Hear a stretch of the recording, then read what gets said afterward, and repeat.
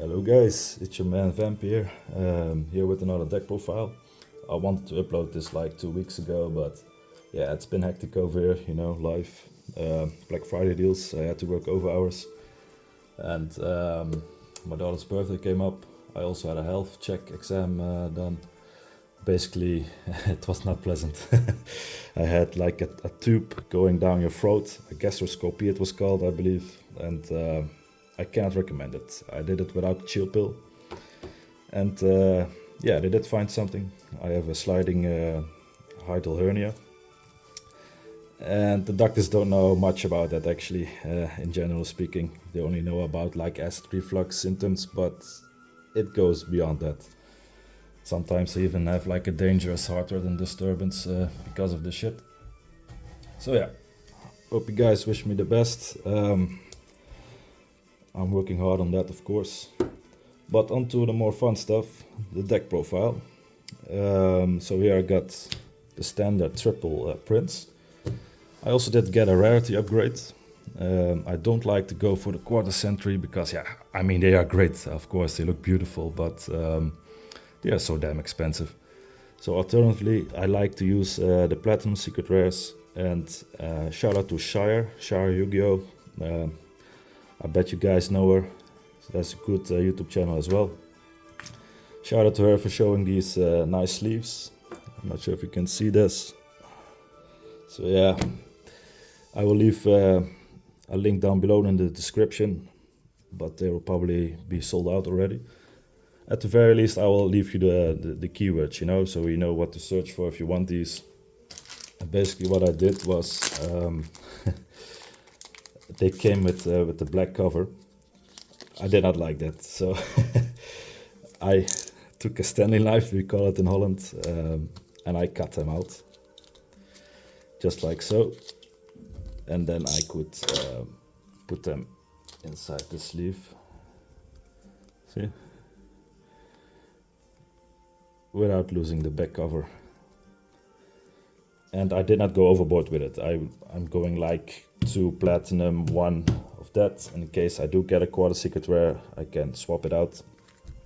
So yeah, triple Prince. Triple Shadow Squad. You could run this in for 2 maybe in a sort of hybrid build, but yeah, I think it's pretty standard. Triple Dragoons. Nothing special there. Double Pike. And yeah, I think it's not the best normal summon, you know, but it's okay. And still starts with, especially the 2-card combos, is really powerful. But I think 2 is the perfect number. You don't want to like see it too often in your opening hand, you know what I mean? It's not all bad, but yeah, it gets you to your combos. Triple Teus. If I ran more Mermail Atlanteans in the deck, I might cut that down to 2 and go for triple Shrine, because I'm using only 2 Shrine. Yeah, it works out great actually, because I run 1 area. So this allows me to have almost the same amount of consistency, but more flexibility in the deck. With Eria I can go for Minstrel, I can go for the Swap Frog, for the starter Diva. It works as well to get everything in your deck that you need with Small World. So yeah, it's really good optimization, I guess.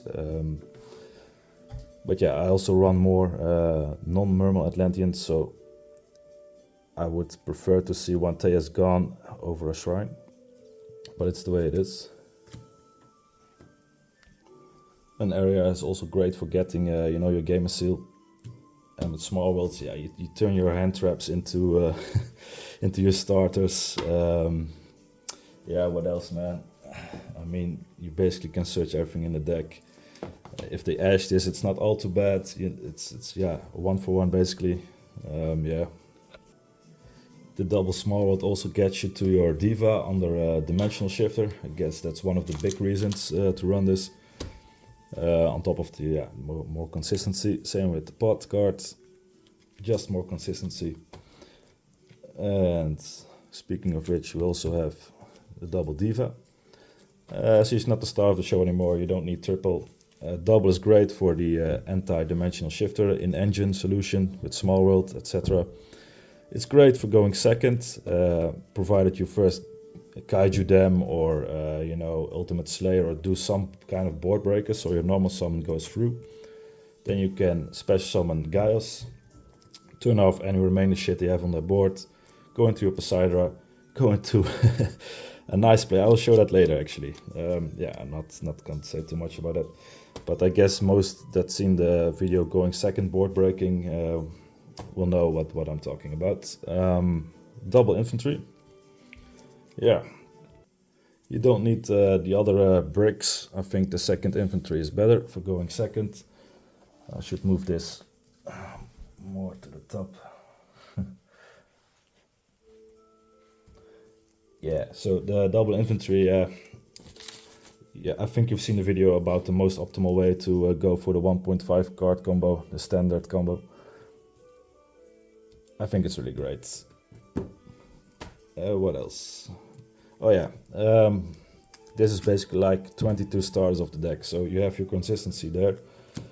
You won't run into any problems with that. Very unlikely at least. The double infantries also work with, you know, pitching it for area and then searching your Diva because it's the same equal level, level 2. Yeah. It also has more consistency going to your mannequin cat. It can nichely help with that as well. So, one harpooner. So I'm running still the Coelacanth build type within this. I think with 2 pike, 1 harpooner, you're good. You don't need anything else. It's the most optimal, minimal way. So yeah, it's also great in this build to search with small world or area. In case you're, yeah, you open like the Coelacanth, where is it? Here. So you can still brick this and use that. I'm not sure if I worded that correctly. I mean, if you open like your Coelacanth and you can use small world to search out your harpooner to special summon the Coelacanth from your hand. So you have like anti-brick option to unbrick your hand. It's also good for, let's say you open up Diva and your Diva gets negated. You don't have access to Shadow Squad. And where is my, oh, it's hidden, my third squad. And you don't have access to Shadow Squad, then you can search the harpooner and pitch your prince from your hand if you have one. So in addition to that, it all works out pretty nicely. But granted, if you have small to pitch your harpooner, you could probably search your squad. In any case, if you hard open this, then, you know, sometimes you have those hands, it can happen. 1 Moulin, of course, no mentioning there, nothing special. 1 Icejade Ran. Back in my older builds I used 3 for the deck strategy. Now I have that placed in my side deck, so I don't need it that many copies. I think 3 maybe have been a bit overkill. I do miss that second copy actually, because I still like to have those simplified game states where I just, you know, use the swap forks or use this. Yeah, but definitely need one. 1 Abyss-sting Triaina. Yeah, great card, nothing to say there. As I probably have mentioned already, I'm using the swap fork still. This is my type of brick. I think it's great. Many tricks to be done with it. Great protecting your board against all the hand traps running around. Not every hand trap, but the most, you know, or you at least bait them out, bounce back your swap fork and continue playing. If you don't like it, you can actually cut this out and you will have a 40 card deck. So yeah, spoiler alert, it's a 45 card deck, which usually works out great for Mermail Atlanteans, something around that number, 44, 43, 45. And then we have double Minstrel. That's actually, yeah, in the past, whenever I did this, I would always go back for 3 in my main deck. Even when you lose the die roll and you go second, they typically have a hand trap behind their end board. So it's still live, still good. And it does come up that it isn't live, but you know, it didn't warrant cutting one over it. It usually was still better to run 3.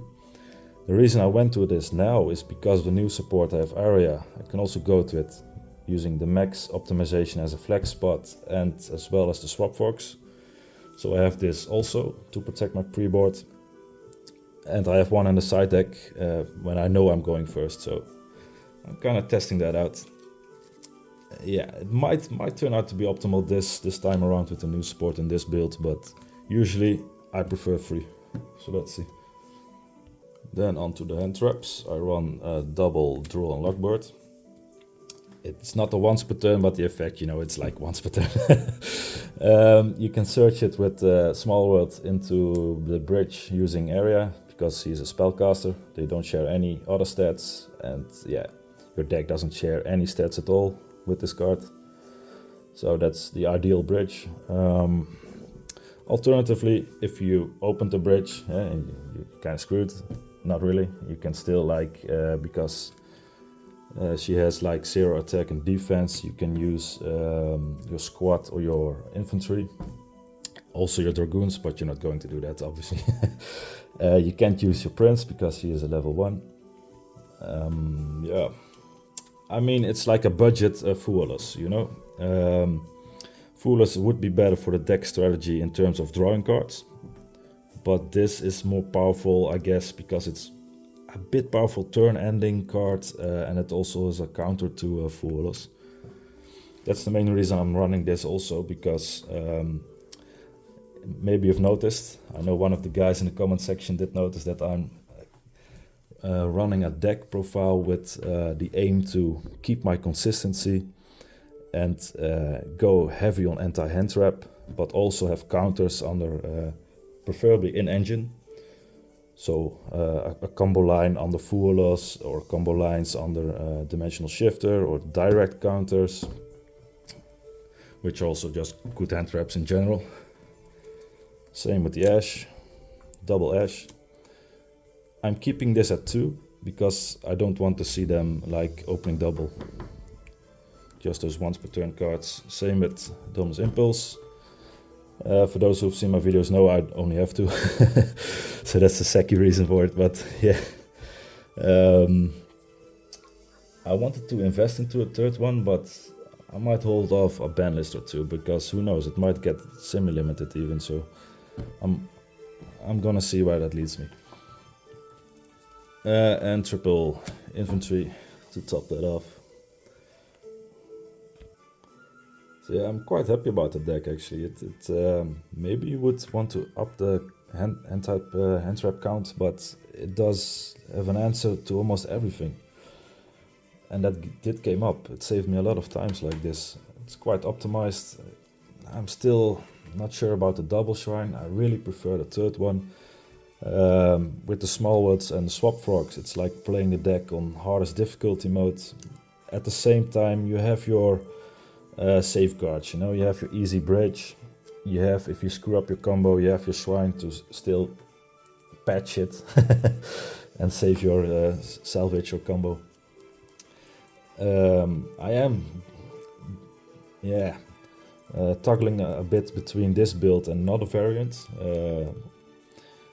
which would basically just mean like removing these 4 effect monster hand traps and add in like triple Typhoon or double Typhoon and 1 Dominus Impulse. That would probably be better. And this way you have a little anti-meta package, you know, when going second they can't use Call By, they can't use Triple Tactic Trust or Talents on you. And you can hold these off as board breaks as well as hand traps, and the destruction effect of Dominus Impulse is more likely to trigger.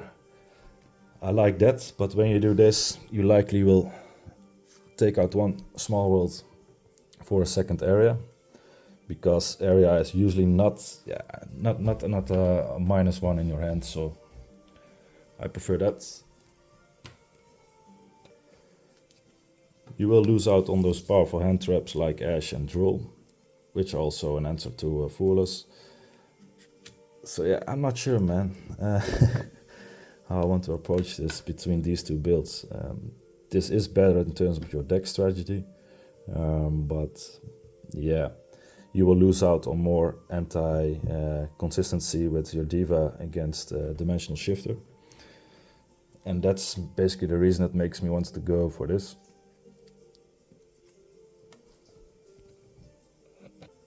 And sometimes I also see like people invest into... oh wait, I forgot. You're swapping out like 4 hand traps for 3. But I would also like add in 1 Gamma Seal from the side deck. Because my side deck is under a lot of pressure. So that would open up a slot in the side deck. Anyway, back to that. So back to the original build with the Drolls and the Ash. What I also see people do is invest more into the Coelacanth combo line. Typically on the Droll and Lockbird. I'm like, don't do that, man. We already got that pretty much covered. Yes, your endboard will be bigger, but yeah. But it did make me wonder. Like, I might go back nostalgic and try out the Fishborg Archer instead of the Harpooner. Put it in your side deck, basically. Not in your main deck, I mean. So when you know that you're playing Dimensional Shifter, you can make a better board with your Coelacanth as well as your Diva and have more in-engine solutions. I might show that combo after this. Okay, on to the extra deck. Just pushing this aside. Yeah, I'm also downstairs now, so I hope the lighting is okay enough. The cards might shine a bit too much. Onto the extra deck, we got the one Mermail King, 1 Coral. I did think about going the double Coral, but so far it hasn't come up that often. I mean, there are very few cases where I wanted to have double, but I don't think it warrants siding out any of the other extra deck cards that I run. Not yet, at least. 1 Abyssalacia. You need this for the 1.5 standard combo with the double pop, double infanteries. I did remove Abyss Keeper because that play to special summon your Coelacanth from your hand doesn't come up that much. The ratio is too low for that, and I already have small worlds with the Harpooner, so not really needed. This can also special summon back my properly summoned Totally Awesome. It's a bit, it comes up sometimes, it's nice. 1 Poseidra and 1 Giaos. Nothing to say there, great cards. 1 Dweller, oh yeah, that's also one I went back and forth with all the time. With the Stealth Kraken. So yeah, let's dive into these reasons. And they both have like niche plays. Abyss Dweller can boost the attack of your Giaos, for example, and have then higher thresholds to negate monster effects. It can also detach before using your Moulinglacia, so the cards that trigger the graveyard don't get triggered, don't get activated. These niche plays does come up every now and then. Stealth Kraken also has 2, like turning every monster on the field into water. It's very powerful interaction with Super Poly. It does not come up that often, I think, at least so far for me. And also it can, because it turns the whole field into water, it can use Mannequin Cat to special summon a card from your deck. You don't run anything special like the barrier statue, so that most likely will just be a pike. So in that regard, I think Dweller wins that fight, you know. What else? So this is great against Tempai, because under Sangling Summoning every dragon becomes like Water Dragon. And yeah, this is great. It basically shuts off their protection effect. And then you have Abyss Dweller, which is great against the Mirror Mage, Icejade I mean Icejade, Fire, Snake Eyes, Viking, all that shit. So I think, yeah. And we also have like Giles for Tempai and Ganmere. So I think Dweller wins that as well. Then the final thing is, I guess, Dweller is shit under Dimensional Shifter.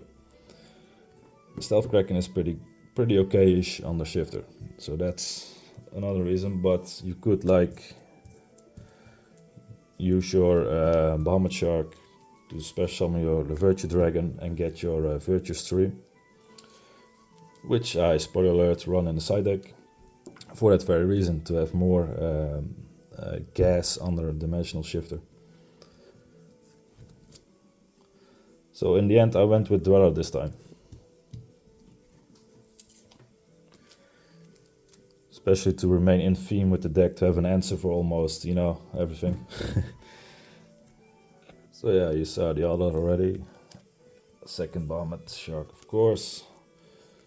Double Toad, I make use of that like through Swap Fork and the usual double Toad combos with double Bahamut Shark.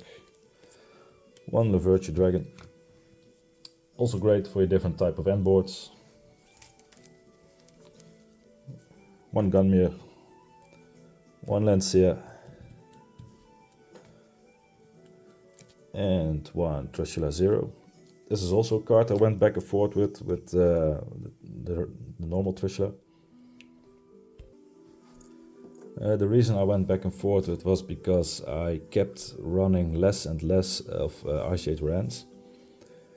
And I was like, yeah, I might as well going first, having that different end board, you know, the different type of end board, pretty powerful with Trish. And Trish can also board break a little bit, one from the grave, one hand, one from the field. But I realized even with Smallwood and all that stuff, what's inside Area, that I can go to Icejade Ran often enough if I want to. And the deck doesn't need another different face to the end board. It has plenty of that. I mean, too much already.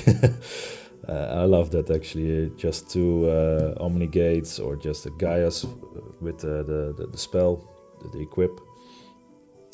As well as making Croco Dragon. Yeah, so many different types of faces. The deck needs more help going second, so I still kept it in. Even though I run one Icejade Ran. And I said it already, one Croco Dragon. Still great for that end board, but also, yeah, you know what I mean, I guess, the end board with drawing two. And having an Omni Gate on the field, etc. Especially if I have two, one from Swap Fork. Then it opens up that play to still draw. But also as a starter, when I open up this with Theus, and have a semi brick hand, you know, I can unbrick this much like you did with Abyss Megalo. So yeah. And speaking of Megalo, I cut him out because everything that card provides me I already have through another way in the deck. So unbricking with Croco Dragon helps, and I have a Sea Serpent that I can search in Minstrel. When a new card comes out we have that, of course, but also for the OTK I got like Coelacanth now, so don't need that anymore. Then we have the two tokens and we go on to the side deck. Yeah guys, the side deck is really packed. Your Ultimate Slayer and Super Poly targets. Because I run two small worlds, I run one Denko Sekka. It's an answer against those back row boards. And you don't need to normal summon that much anymore with Shadow Squad and the Harpooner. At small worlds and etc. you can, yeah, it becomes live. You can also side this out for just the Atlantean Marksman, if you prefer that. But I'm not sure what you're hitting with this. I mean, most cards they said you can reply to, and the really problematic cards are usually face up, you know, as in Infantry pops those with the field spell, with any monster, Floodgate, deck lockdown, you know it.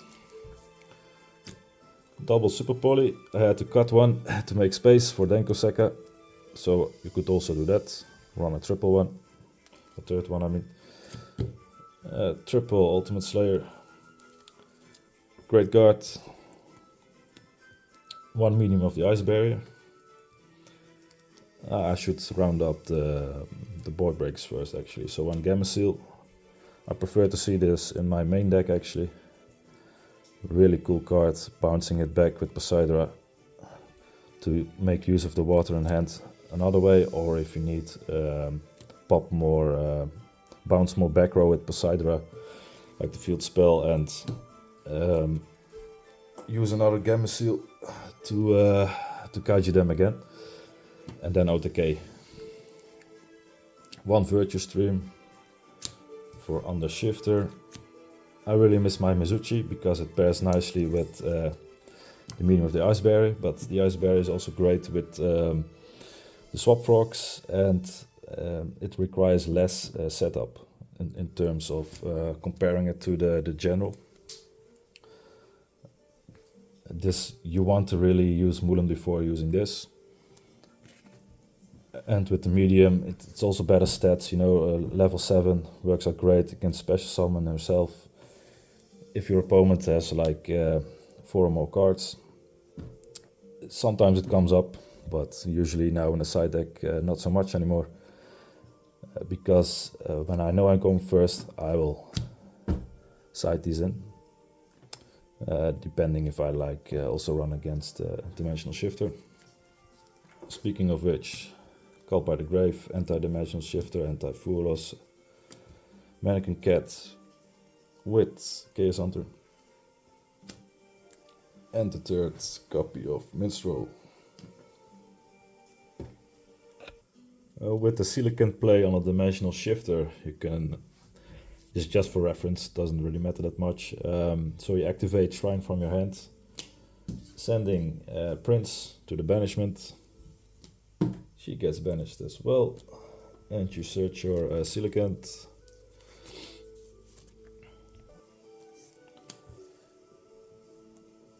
Use your Coelacanth, discarding any card, summon your double pike, and in this case the Fishborg Archer. Overlay your pikes into your Bahamut Shark.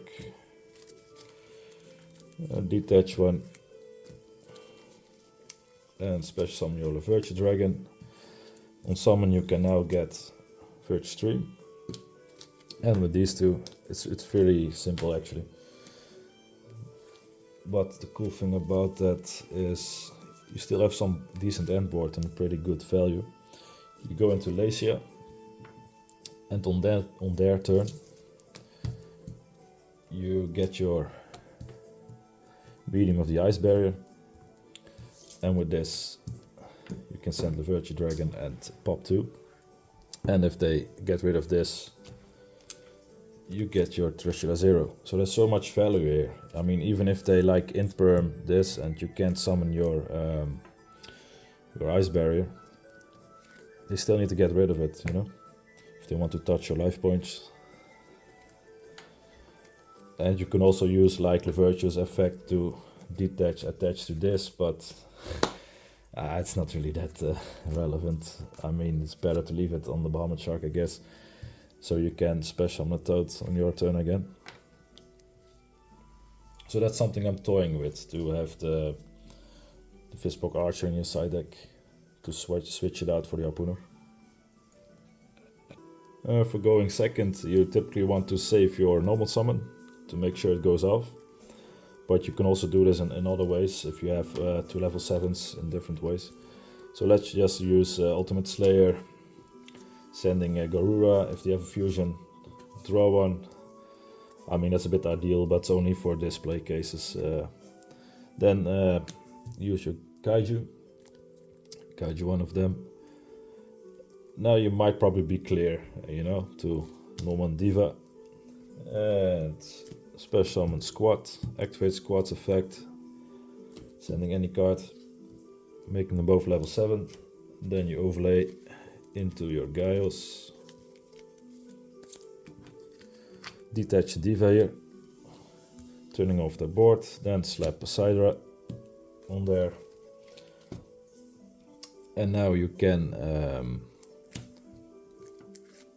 use Poseidra's effect, bounce back 3, including the Kaiju, so you can re-Kaiju, or with Poseidra for popping 3, for bouncing 3, I mean, you send the Dragoons from deck. With Dragoons you search a Prince.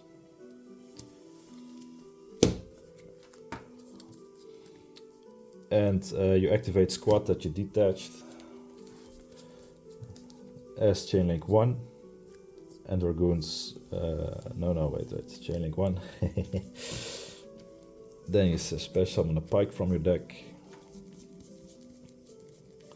And that's the thing, if you do this with any level, with 2 level 7s, so without using the Shadow Squad, you would need to send Shadow Squad off Poseidra to still make a decent combo.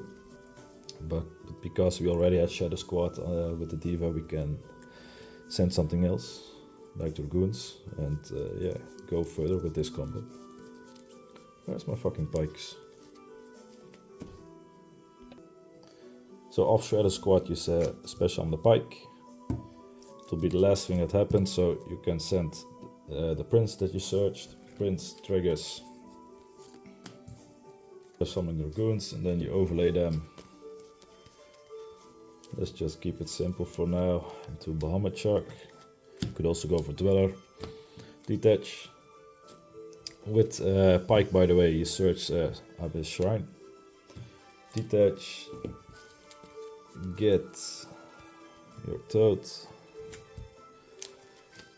And with Dragoons you can search whatever you deem necessary, but let's say you want still to pop shit. You go for Infantry. I still didn't use the extra draw or the returned Gamma Seal, by the way. And neither the 5th card in your hand, so do whatever you want. Now use Shrine from your hand, sending Dragoons. With Shrine you special summon Coelacanth. You probably should special summon the Shark to the extra zone. Now use Coelacanth's effect, sending the card you drew to special summon the 1 remaining Pike and the Fishborg harpooner, whatever you fancy. And now overlay or link summon the Bahamut Shark away with the harpooner into your Alacia. And this should be OTK, I guess. I mean, what we got here, we got like 33,000, 3,300, 32, so 65, 7, 10,000, 12,200. Yeah, fucking overkill. So even you can probably still beat over your own Gamma Seal, and still, yeah, you can still. So if you didn't want to bounce this back, you can bounce something else back. Yeah, guys, it's not been my best video, I guess, but I kind of rushed through it. Yeah, I prefer to be on the attic. It's much more chiller, you know. I can really chill down and explain this shit. So if I came a bit off like know-it-all or blah-de-blah, apologies. It was not my intent. Yeah, I'll see you guys on the next one. Ciao.